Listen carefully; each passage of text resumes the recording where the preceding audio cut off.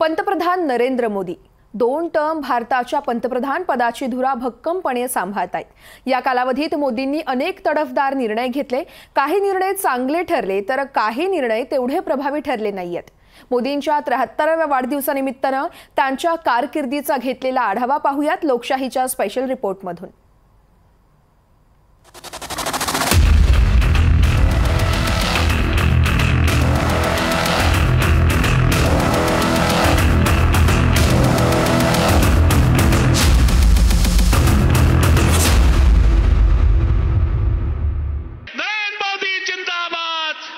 नरेंद्र मोदी जिंदाबाद। भाजपला सत्ता स्वप्न दाखवणारा नेता। नरेंद्र मोदी एक दिवस भारताचे पंतप्रधान होतील असं 2004च्या सुमारास कोणी सांगितलं असतं तर त्यावर कुणाचाही विश्वास बसला नसता।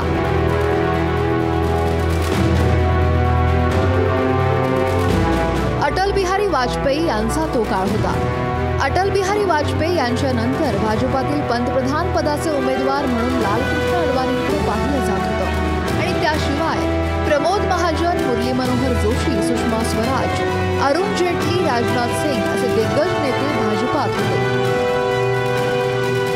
भारतीय जनता पक्ष सत्तेतून पायउतार झाला त्यावेळी लालकृष्ण अडवाणी हे प्रमुख नेते होते आणि त्यावेळी समजा लालकृष्ण अडवाणींच्या मार्गदर्शनाखाली भारतीय जनता पक्षानं निवडणूक जिंकली असती तर नरेंद्र मोदी नावाची लॉटरी भारतीय जनता पक्षाला लागलीच नसती केंद्रात, हे नक्की आहे। परंतु 2004 मध्ये भारतीय जनता पक्षाने फक्त 138 जागा जिंकल्या आणि त्यांना सत्तेतून जावं लागलं। 2009 मध्ये भारतीय जनता पक्षाची 116 जागांपर्यंत घसरण झाली। इंडिया शायनिंगचा भाजपचा प्रयोग फसला होता। 2004 साली भाजपा केंद्रातील सत्तेतून पायउतार झाली। अटल बिहारी वाजपेयी जवळपास निवृत्त झाले होते। लालकृष्ण अडवाणींकडेच भाजपची सूत्र होती। 2009च्या लोकसभा निवडणुकीत अडवाणींच्या नेतृत्वात भाजपचा दारुण पराभव झाला। भाजपच्या खासदारांची संख्या 116 वर आली होती। भाजपा विरोधक म्हणून फारशी छाप पाडताना दिसत नव्हता आणि याच वेळी केंद्रातल्या मनमोहन सिंग सरकारच्या मंत्र्यांचे एकामागून एक घोटाळे बाहेर पडत होते। सुप्रीम कोर्ट सरकारवर ताशेरे ओढताना दिसत होतं। जनतेत सरकार विरोधात संताप होता पण त्या संतापाला मतांमध्ये रूपांतर करणारा नेता भाजपला दिसत नव्हता। भारतीय जनता पक्ष सत्तेवर होता 1999 ते 2004 आणि नंतर 2004 आणि 2009 या दोन्ही निवडणुकांमध्ये भारतीय जनता पक्षाची घसरण झाली आणि केंद्रस्थानी लालकृष्ण अडवाणी होते। त्यामुळे खरं म्हणजे भारतीय जनता पक्षाला एका आश्वासक चेहऱ्याची गरज होती। त्याच वेळी दिल्लीच्या क्षितिजावर अण्णा हजारेंच्या आंदोलनाचं वादळ घोंगावू लागलं। अरविंद केजरीवाल, किरण बेदी यांच्या टीमनं अण्णांची स्वच्छ प्रतिमा समोर करून भ्रष्टाचार विरोधी आंदोलन सुरू केलं। अण्णांच्या आंदोलनामुळे तत्कालीन सरकारमधील मंत्र्यांची प्रतिमा प्रचंड डागाळलेली होती। अण्णांच्या आंदोलनानं विरोधकांची जागा व्यापली होती। आता प्रश्न असा होतो की मनमोहन सिंगांचं सरकार जे कोसळलं 2014 मध्ये त्याला काय कारणीभूत ठरलं? अण्णा हजारेंचं दिल्लीतलं उपोषण कारणीभूत ठरलं? माझ्या मते ती एक शेवटची काडी होती। कारण अनेक घोटाळे म्हणजे कोळसा घोटाळा, चॉपर घोटाळा, नंतर कॉमनवेल्थ गेम्सचा घोटाळा, असे अनेक घोटाळे त्या कालावधीत बाहेर गेले आणि त्यामुळे काँग्रेसचा पराभव होणार हे निश्चित होतं। भाजपा देशातील सर्वात मोठा विरोधी पक्ष होता पण भाजपला सत्तेत आणू शकेल असा नेता भाजपा श्रेष्ठींना दिसत नव्हता आणि त्याच वेळी भारतात मध्य प्रदेशचे मुख्यमंत्री शिवराज सिंग चौहान आणि गुजरातचे तत्कालीन मुख्यमंत्री नरेंद्र मोदी यांच्याकडे आश्वासक चेहरा म्हणून पाहिलं जात होतं। भाजपच्या गोव्याच्या कार्यकारिणीच्या बैठकीत 2014च्या लोकसभा निवडणुकीसाठी भाजपनं चेहरा निश्चित केला होता। हा चेहरा होता नरेंद्र मोदींचा। नरेंद्र मोदी हे भारतीय जनता पक्षाचे पंतप्रधान पदाचे उमेदवार होते। त्यांनी आल्यावर पहिल्यांदा काँग्रेसच्या घराणेशाहीवर आरोप केला। देश के हितों को एक परिवार के हित के लिए बलि चढ़ाना, ये कांग्रेस की परंपरा रही है।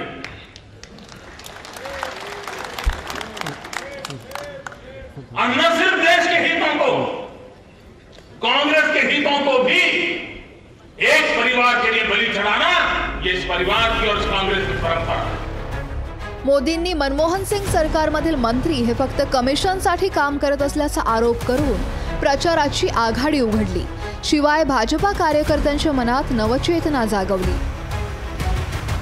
BJP is with a mission, और जब कांग्रेस के कार्यकलाप की बात करते हैं, देखते हैं, तो तुरंत पता चलता है Congress is for commission. Narendra मोदींच्या सभांना लाखोंची गर्दी गोळा होऊ लागली होती। मोदी विकासाच्या मुद्द्यावर मतं मागत होते।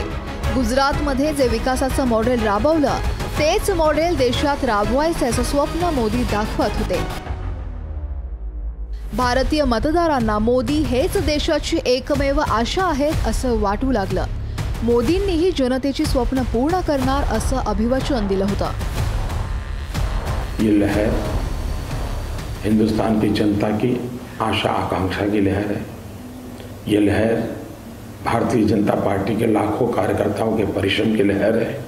ये लहर भारतीय जनता पार्टी के सभी वरिष्ठ नेताओं की बुद्धि, शक्ति, सामर्थ्य और नेतृत्व की है।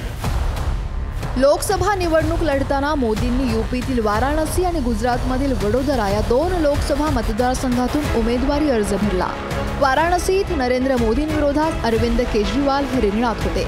आपनं प्रचाराची राळ उडवून दिली होती, पण मोदी आणि भाजपच्या नियोजनबद्ध प्रचारासमोर सगळंच फिकं वाटत होतं। मोदी आणि भाजपनं कल्पना केली नाही असं यश हे मोदींच्या पदरात पडलं। जनतेनं भाजपला भरघोस मतांनी निवडून दिलं। 2009 साली भाजपच्या 116 जागा होत्या। 2014 साली भाजपला 282 जागा मिळाल्या। 2009 साली काँग्रेसच्या 206 जागा होत्या। 2014 साली काँग्रेसला अवघ्या 44 जागा मिळाल्या। निवडणुकीतलं हे यश होतं मोदींचं आणि फक्त मोदींचं। गुजरातमध्ये अत्यंत चांगल्या पद्धतीनं राज्यकारभार केलेले आणि इव्हन काँग्रेसचं सरकार असतानाही अनेक बक्षिसं राज्य सरकार म्हणून मिळवलेले, उत्तम ट्रॅक रेकॉर्ड असलेले नरेंद्र मोदी समोर आले आणि 2014ची निवडणूक भारतीय जनता पक्षाने जिंकली। मोदींनी संसदेत प्रवेश करताना संसद भवनाच्या चौकटीला नमस्कार केला। हा क्षण मोदी प्रेमींना सुखावणारा क्षण होता। भ्रष्टाचार मुक्त कारभारासाठी ज्या मोदींना निवडून दिलं त्यांची पहिली झलक सामान्यांना तिथं दिसली। मोदींनी सत्तेत आल्यानंतर लोकप्रिय योजनांच्या घोषणांचा सपाटा लावला। त्यांनी महात्मा गांधींची प्रतिमा पुढे करून स्वच्छ भारत अभियानाला सुरुवात केली। त्याला मिळालेलं यश हे लक्षणीय होतं। सरकारी योजनांचा निधी थेट लाभार्थ्यांच्या खात्यात जमा करण्यासाठी जनधन योजना सुरू करण्यात आली। या योजनेअंतर्गत 45 कोटी बँक खाती उघडण्यात आली। उज्ज्वला योजना सुद्धा सुरू केली। या योजनेअंतर्गत दारिद्र्य रेषेखालील महिलांना मोफत गॅस कनेक्शन देण्यात आलं। पंतप्रधान किसान सन्मान निधी योजना सुरू केली। या योजनेतून शेतकऱ्यांना वर्षातून 3 वेळा प्रत्येकी 2000 रुपये देण्यात आले। मोदींच्या योजना लोकप्रिय होत असतानाच 8 नोव्हेंबर 2016ला पंतप्रधान मोदींनी नोटबंदी जाहीर केली। 500 आणि 1000 रुपयांच्या नोटा या चलनातून रद्द केल्या। 8 नवंबर 2016 की रात्रि को 12 बजे से वर्तमान में जारी 500 रुपये और 1000 रुपये के करेंसी नोट लीगल टेंडर नहीं रहेंगे। ये मुद्राएं कानूनन अमान्य होगी। काळा पैसा शोधून काढण्यासाठी ही योजना मोदींनी आणली, पण पुरेसा होमवर्क नसल्यानं ही योजना अपयशी झाली। नोटा बदलवून घेण्यासाठी लोकांच्या बँकाबाहेर रांगा लागलेल्या, यात अनेक निष्पाप नागरिकांचा बळी गेला. इतकं करूनही सरकारच्या अपेक्षेपेक्षा फारच कमी काळा पैसा सरकारला परत मिळाला. शिवाय छोट्या उद्योगांना याचा मोठा आर्थिक फटका बसला. नोटबंदीचा परिणाम थेट देशाच्या आर्थिक विकास दरावर झाला. 2014 मधली जी निवडणूक जिंकली त्यानंतर मोदीजींचा जो राज्यकारभार होता त्यामध्ये एका गोष्टीला जनतेनं साफ नाकारलं, ती म्हणजे नोटबंदी. कारण त्या नोटबंदीसाठी जे सांगितलं गेलं होतं त्यातलं काहीच साध्य, असं म्हणलं जात होतं की खूप काळा पैसा बाहेर येईल, पण जेव्हा याचे सगळे आकडे समोर आले तेव्हा फारच कमी प्रमाणात काळा पैसा बाहेर आला. त्यामुळे एका अर्थानं नरेंद्र मोदी सरकारचं ते धोरण नागरिकांनी स्वीकारलं नाही. मोदींनी स्मार्ट सिटी योजनेची घोषणा केली. शहराला स्मार्ट करण्यासाठी एक समांतर व्यवस्था तयार करण्यात आली. स्वयंपूर्ण आणि जागतिक दर्जाची शहरं तयार करण्याची स्वप्न लोकांना दाखवली गेली. क्यों न हमारे देश में 100 नए शहर बने, आधुनिक शहर बने, वॉक टू वर्क कंसेप्ट के रूप में बने, स्मार्ट सिटी बने, आवश्यकता अनुसार कहीं हेल्थ सिटी बने, कहीं स्पोर्ट सिटी बने, ये स्पेशलाइज्ड सिटी क्यों न बने. योजना सुरू झाल्यानंतर तिचा फार गवगवा झाला, पण आता मोदींसह भाजपचा कोणताही नेता या योजनेबद्दल फार बोलण्यासाठी उत्सुक नाही. मोदींचे सुरुवातीच्या काळातले परदेश दौरे कायम चर्चेत राहिले. मोदी जागतिक पातळीवर किती लोकप्रिय आहेत हे भाजपा कार्यकर्ते सांगू लागले. नमामि गंगा या योजनेचं अपयशही अगदीच ठळक होतं. काश्मीर खोऱ्यातील उरी सेक्टरमधील सैन्याच्या कॅम्पवर हल्ला झाला. त्याचा बदला घेण्यासाठी पाकव्याप्त काश्मीरमध्ये घुसून दहशतवाद्यांचे कॅम्प नष्ट करण्यात आले. या हल्ल्यात अनेक दहशतवाद्यांना कंठस्नान घातल्याचा दावा केला गेला. विरोधकांनी सर्जिकल स्ट्राईकला कायम संशयानं पाहिलं. तो सर्जिकल स्ट्राईक केला त्यांनी मात्र पुन्हा एकदा भारतीय जनतेची मनं आणि मतं मोदींकडे आकर्षित झाली. आता हा सर्जिकल स्ट्राईक खरा होता का, खोटा होता का, हा मुद्दाच नाहीये.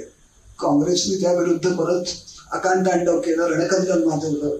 मुळामध्ये सर्जिकल स्ट्राईक करण्याची मानसिकता मोदींनी दाखवली, तो पराक्रम करून दाखवला, एक पाऊल पुढे नेऊन दाखवलं, हे सर्वात महत्वाचं होतं. आणि त्या दृष्टीनं मोदी हे खरोखर त्यावेळेचे हिरो ठरले. काश्मीरच्या पुलवामात भारतीय जवानांना घेऊन जाणाऱ्या एका बसवर आत्मघाती हल्ला करून बस स्फोटानं उडवून देण्यात आली. या हल्ल्यात केंद्रीय राखीव पोलीस दलाचे 40 जवान शहीद झाले. या हल्ल्याचा बदला घेण्यासाठी 12 दिवसात भारतीय हवाई दलानं पाकिस्तानमध्ये घुसून एअर स्ट्राईक केला. बालाकोटमध्ये भारतीय लढाऊ विमानांनी दहशतवाद्यांचे कॅम्प नष्ट केले आणि त्यानंतर देशात देशभक्तीची लाट निर्माण झाली. सामान्यांमध्ये देशभक्तीचा ज्वर चढलेला असतानाच लोकसभा निवडणूक जाहीर झाली. या निवडणुकीत मोदींनी आक्रमक प्रचार केला. देशभक्तीचा मुद्दा मतदानाचा मुद्दा करण्यात आला. विरोधकांनीही त्यांच्या कुवतीनं प्रचार केला. पण भाजपच्या आक्रमक प्रचारापुढे सर्व फिट होतं. निकालात भाजपला अभूतपूर्व यश मिळालं. भाजपच्या जागा प्रचंड वाढल्या. भाजपला 303 जागा मिळाल्या. 51 जागा जिंकलेली काँग्रेस तर भाजपच्या तुलनेत कुठंच नव्हती. छोट्या पक्षांचा तर निवडणुकीत सुपडा साफ झालेला. 2019च्या निवडणुकांमध्ये मोदी कसे काय जिंकले याचं कारण त्यांची आक्रमकता आहेच. देशवादही आहे, नक्की आहे. हिंदू संघटन करण्याची एक क्षमता आणि एक दृष्टी ते दाखवत होते. त्यांनी लोकांना भुरळ घातली आणि अत्यंत हायटेक प्रचार. मोदी सरकारच्या दुसऱ्या कार्यकाळात राम मंदिराच्या उभारणीचा मार्ग मोकळा झाला. अयोध्येत भव्य राम मंदिर बांधण्याचा संकल्प सोडण्यात आला. मोदींच्या हस्ते 5 ऑगस्ट 2020 मध्ये राम मंदिराचं भूमिपूजन करण्यात आलं. जानेवारी 2024 मध्ये मंदिराचं उद्घाटन करण्याचा संकल्प मोदी सरकारचा आहे. 2024च्या लोकसभा निवडणुकीत राम मंदिराचा मुद्दा पुढे करून मतदारांच्या मनाचा ठाव घेण्याची रणनीती मोदींची असणार आहे.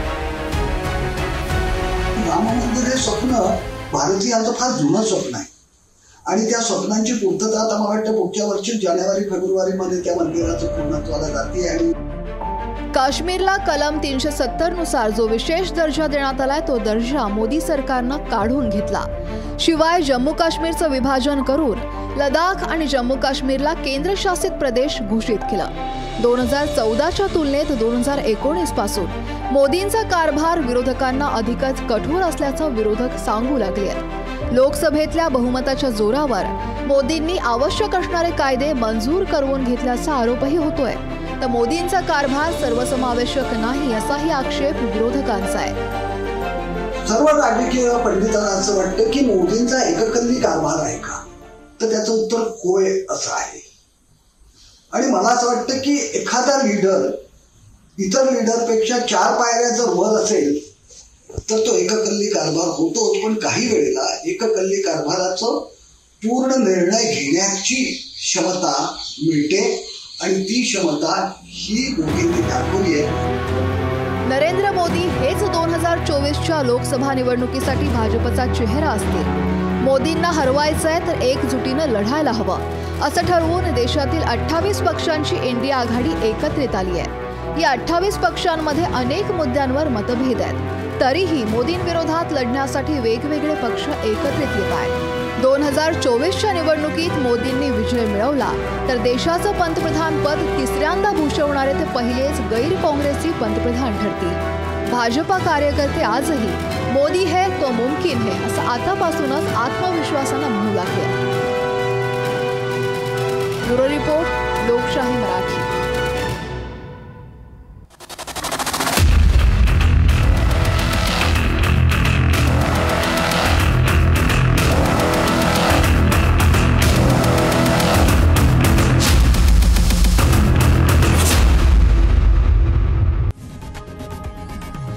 लोकशाही मराठी ऐका, पहा, जागरूक रहा.